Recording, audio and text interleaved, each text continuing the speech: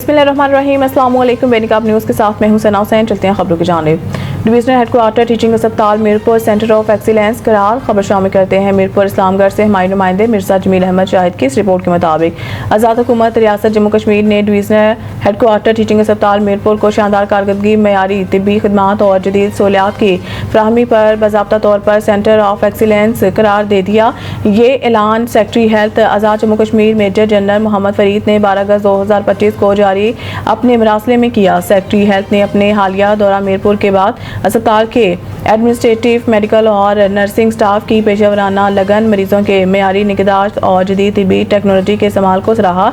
उन्होंने health management information system के कामयाब नफाज और इससे हासिल होने वाली तिब्बी रिकॉर्ड्स की दुरुस्तगी, कारकर्दगी में इजाफा और डाटा पर मबनी फैसलों की बेहतरी को खसूसी तौर पर काबिल तारीफ करार दिया। इनका कहना था कि क्लिनिकल सर्विसेज और डिजिटल हेल्थ इन्वेंशन में अस्पताल की शानदार कामयाबियां पूरे खित्ते के दीगर इदारों के लिए एक मयार है। उन्होंने इस अज़म का इज़हार किया है कि हुकूमत आज़ाद जम्मू कश्मीर इस मयार को बरकरार रखने और मज़ीद बेहतर बनाने में मुकम्मल ताउन फराहम करेगी। सेक्रेटरी हेल्थ ने आखिर में अस्पताल के तमाम अमले को मरीजों के देखभाल और जदीद तिब्बी सहूलियात के फ़रोग़ में शानदार किरदार पर खराज तहसीन पेश किया।